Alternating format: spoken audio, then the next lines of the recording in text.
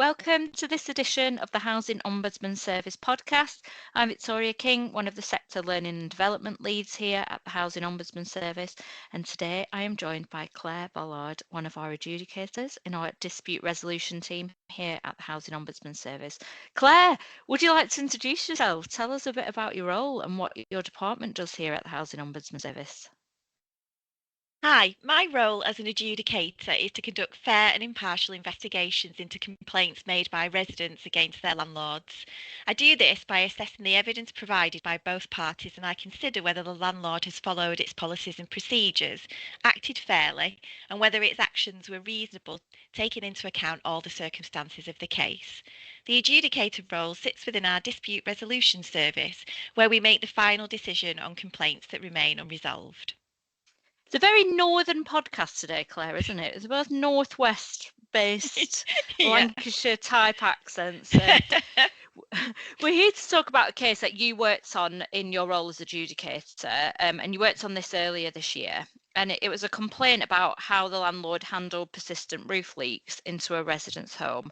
And then the knock-on of this was that there was actually damp and mould as well. You also looked at the landlord's complaint handling. Claire, can you tell us more about the background to this case? I can. The resident lives in a two-bedroom flat with her son. She reported damp and mould in her bathroom to the landlord in September 2023. The landlord carried out a damp inspection in December 2023 and found mould throughout the resident's home. The landlord thought the issues had been caused by a roof leak, condensation, and a problem with the ducting in the roof void. So it agreed to carry out repairs to resolve the issues, investigate the level of insulation in the external walls, and it also recommended fitting humidistat extractor fans to help with the condensation. It also said it would remove the mould by carrying out a mould wash to all the affected areas. The resident raised a complaint in March 2024 as the landlord had not completed the repairs it said it would. As a consequence, the resident had black mould in every room of her flat. The landlord responded to the resident's complaint in April 2024.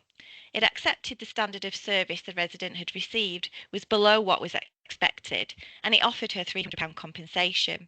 It also said it would complete the outstanding roof repairs by the 31st of May 2024. However, the resident escalated her complaint to stage 2 because she was unhappy with the landlord's response. The landlord sent the resident a stage 2 complaint response in March 2025. It acknowledged and apologised for the delays in resolving the leak. It also acknowledged its communication had been poor and inconsistent, and it offered the resident £1,400 in compensation. So you investigated the persistent roof leaks at the resident's home and the damp and mould that related to those leaks, and the landlord didn't dispute that there were failures in how it handled the residents' reports about those leaks and the damp and mould linked to them. When did the residents start reporting issues with the damp and mould, and how was the roof leak found? So the resident first reported damp and mould in the bathroom and water leaking from her extractor fan in September 2023. It was following the damp inspection in December 2023 that the landlord thought the mould was because of a roof leak or a leak within the roof void. The leak and problems with the resident's existing extract fans had caused high levels of condensation within the resident's home. The moisture had settled on the cold walls and caused the mould. The landlord also found blockages in the guttering in January 2024, which it thought may have contributed to the problem. So you mentioned that this case happened back in 2023, and obviously later this year, towards the end of October 2025, the first phase of our OBS law is going to come into force for the social rented sector. So from this point, social landlords will have to address all emergency hazards and all damp and mould hazards that present a significant risk of harms to residents within fixed timeframes. So the hope would be that if this case presented itself again in 2025, that the landlord would be reacting in a much quicker way, and the timescales on the and how quickly they should be reacting is on the government's website. There's actually in the government's guidance for OWAS law, there's actually a scenario very similar to this case on that draft guidance for social landlords and how the government would expect the landlord to respond. So maybe one there for some wider reading for those listening. Anyway, back to the case. The resident contacted the landlord again at the end of January 2024 about the damp and mould, and she also raised some other serious issues. What were these other issues, and what did the landlord do in response? So the resident told the landlord that she thought the seals on her windows needed to be replaced as they were letting in moisture. She reported water running down her walls from the ceilings in both her bedrooms, causing mould and staining and brown staining also on her kitchen ceiling. The landlord did not respond, which was not in line with either its responsive repair policy or its damp and mould policy. That's awful, isn't it? That's absolutely shocking. Um, there's this complex issue of multiple repairs in this case now. It's got damper mold in there and also the windows. And window related complaints often actually are very complex and they do involve complex issues. It could be design concerns or prolonged disrepair exacerbated by perhaps a lack of funding and historic underinvestment in social housing infrastructure. In the summer of 2024, our Ombudsman, Richard Blakeway, wrote to landlords to encourage them to review the complaints they were getting about windows to try and find out the actions that they should be taking and how many complaints they're getting. And we also give some guidance for landlords on this topic on our website key topics page, and also some information for residents as well on what you should be expecting from your landlord around windows. So the resident contacted the landlord again in early 2024 because there were mushrooms growing inside of her home. What did the landlord do following that report? So on this occasion, the landlord did respond. It raised a job for a mould wash to get rid of the mushrooms. The landlord did attend the resident's home, but unfortunately she was not in at the time of the visit. I mean, mushrooms, they grow in houses that are really moist and have real lack of ventilation. So clearly, whatever the landlord had done previously hadn't worked. And there's a really clear health risk for many reasons now with the mushrooms as well. They could potentially produce like microtoxins and they can be really harmful. And you said there that the landlord visited the resident's home and she wasn't in. Now we know no access is a real issue for many landlords and contractors. And in our latest Spotlight report on repairing trusts, we talk about this and provide some recommendations to try and help reduce the instances of no access. So in this case, the resident complained formally at the beginning of March 2024 and said that she had been repeatedly reporting roof leaks and black mold in every room for over 2 years. And even though she had been in frequent contact with the landlord, it hadn't actually completed the repairs needed to the home. This situation, clearly horrendous, is clearly having a big impact on the resident. Did she say what the impact was and what resolution was she seeking? Yes, she did. She said her home smelt of mould and her personal possessions had been damaged and also contaminated by the mould. And she asked the landlord to do the repairs to resolve the issues. And she also asked it to pay compensation for her damaged items. And we know damp mold in particular can significantly impact residents' health and well-being if not treated. It can cause respiratory issues. It can make some conditions like asthma, for example, worse. But it's not just the physical impact. It can lead to exacerbated mental health problems. And the resident, she said her personal possessions have been damaged. And while she asked for compensation, at the end of the day, some things just aren't replaceable. Um, the landlord really needs to be thinking about empathy and communication as well as treating the situation with the seriousness that it should be treated. So now in this case, the landlord's now got the complaint from the resident. What did it do next? So the landlord acknowledged the resident's complaint and it did send her a liability insurance claim form, and it asked her to complete the form and send it to its insurance team. The landlord's contractors did attend the resident's home in March 2024.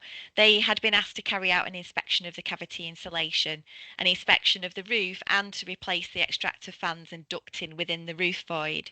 But it's unclear whether they did any of the work they were asked to do at that point, although the landlord said they did inspect the roof. The landlord also sent the resident its stage 1 complaint response in April 2024.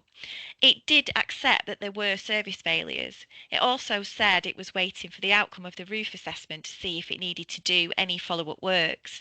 The landlord had also arranged for a scaffolding quote, and it had asked its contractors to attend the resident's home by the 31st of March 2024 to do a mould wash.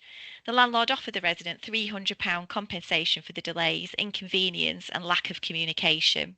It said it would complete the roof repairs by the 31st of March 2024, and it said it had asked the damp and mould team to oversee the remaining works. So the complaint was escalated to stage 2 in April 2024. Why did the resident escalate her complaint? So she escalated her complaint because she thought the compensation offered by the landlord was too low, because of the length of time she'd been reporting the issues, and because of the level of inconvenience caused to the resident and her son by the delays and the damp and mould. What actions did the landlord take after the complaint had been escalated? So the landlord attempted to contact the resident in May 2024 to arrange a mould wash. However, it couldn't get hold of her, so it left her voicemail messages asking her to call back. When the resident contacted the landlord, she said she had received a call from its contractors and they had told her the order raised to fix the roof leak had been cancelled as it hadn't been authorised by the landlord. Although the landlord's records said the roof had been fixed on the 17th of May 2024. The landlord arranged an inspection of the kitchen and bathroom extract fans in July 2024, and it tried to arrange the mould wash again. Although the resident said she wanted it to complete the roof repair and install the extractor fans before it did the mould wash, the landlord agreed it would not complete the work to the extract fans until it had a date for the roof repair. The landlord then arranged for an inspection of the gutters to take place on the 18th of July 2024. It also tried to arrange a mould wash again and book in the work to the extract fans, even though it had already agreed it would first arrange the roof repair. So although it did not explain to the resident that it could do the mould wash before it completed any of the outstanding works, so its communication with the resident was quite confusing. In September 2024, the landlord told the resident that the work to the gutters had been unsuccessful, and it asked her to raise a new job with the repairs team because the gutter works were not part of the damp and mould works. By this point, there was mould in every room of the resident's home, but the landlord did not consider whether the property was habitable for the resident and her son. The landlord did complete a mould wash to the affected areas on the 6th of March 2025. So the resident first reported the damper mould in September 2023, and the landlord sent its stage 2 response on the 21st of March 2024. That's over a year and a half that this has been going on for. What did the landlord say in its stage 2 response? So the landlord found that the delays from December 2023 to July 2024 had prolonged a resolution, and it did accept that it had not followed up on the external works completed in July 2024, leaving internal works unresolved. It also accepted that its communication had been poor and its updates inconsistent. It also accepted it had given the resident conflicting information and concerns remained as to the effectiveness of the guttering work, ongoing water ingress and the need for further roof assessments. The landlord apologised for the delays, missed promises and the lack of clear communication, and it acknowledged the repairs were still outstanding. It asked the resident to get in touch to arrange an appointment, and it offered her £1,400 compensation for the delays, poor communication and stress and inconvenience. It agreed to ensure it met an agreed timeline and complete the work as planned. Whatever the sector, poor communication is often a real driver of complaints, and it is often in social housing sector as well.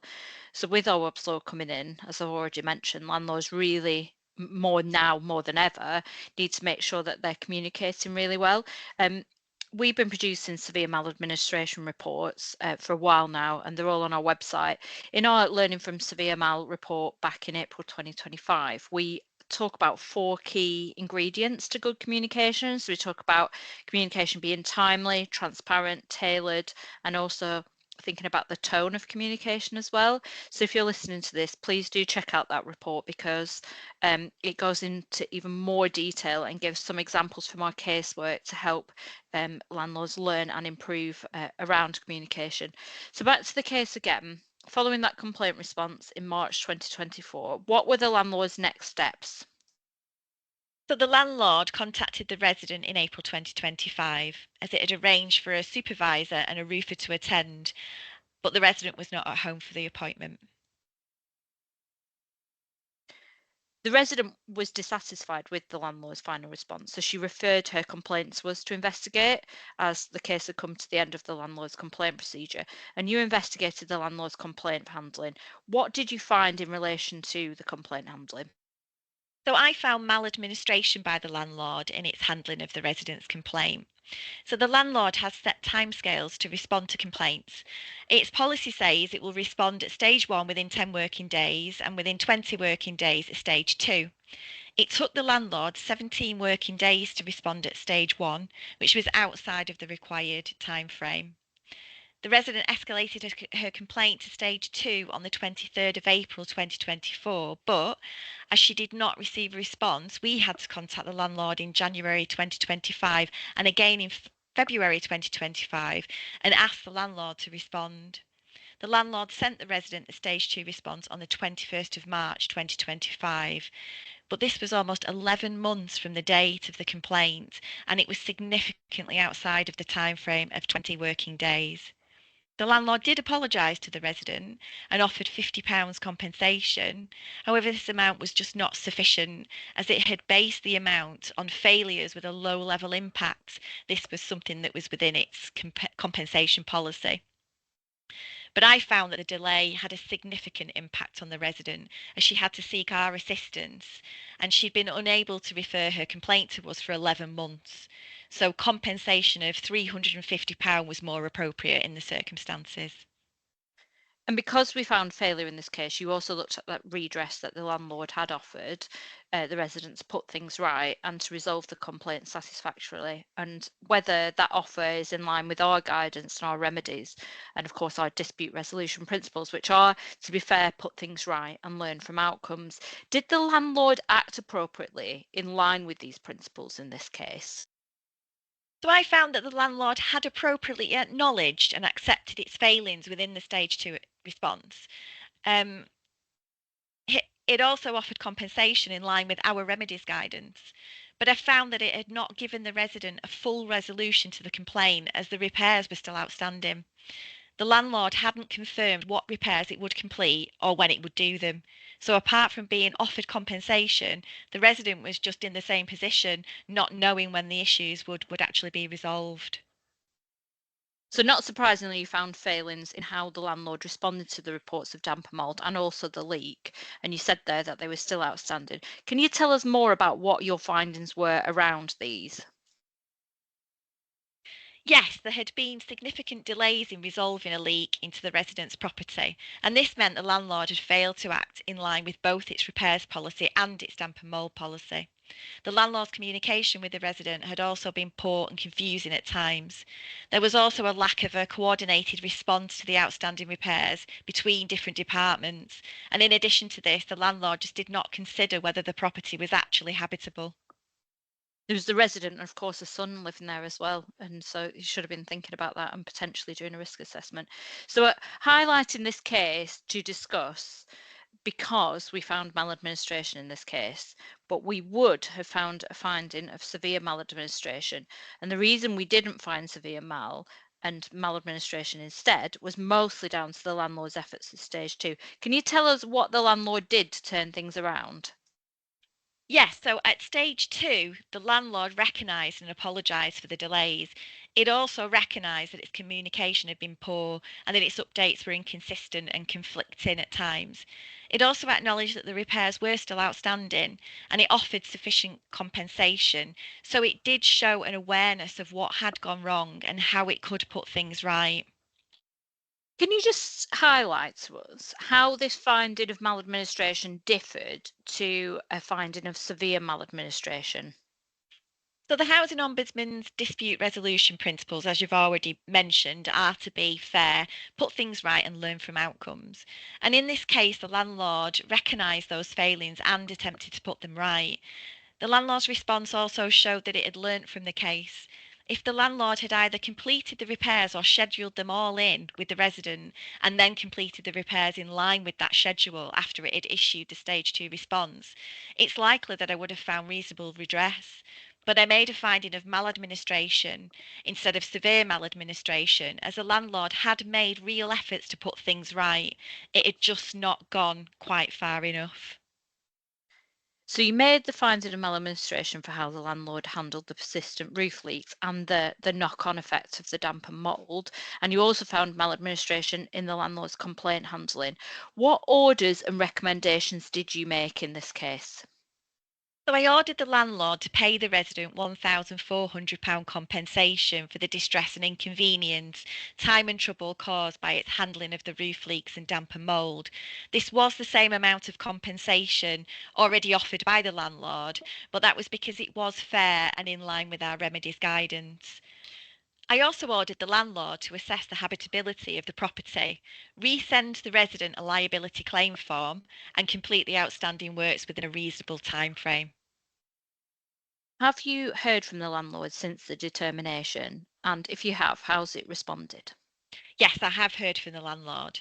Um, it has accepted the determination, and at the moment we are working towards full compliance. And have you heard from the resident since the determination? And if you have, what did she say? Yes, the resident has only recently responded in relation to her compensation payment, which I'm currently discussing with the landlord. Thank you so much for your time today, Claire. And thank you to those who have listened to this podcast. You can find out more about our decisions and the reports that I've discussed during the podcast today on our website, www.housing-ombudsman.org.uk. And if you're a member landlord of the Housing Ombudsman Scheme, you can also get exclusive access to our Centre for Learning hub, which details of which you can find on our website. Thank you very much, Claire, and thank you everybody for listening. Thank you.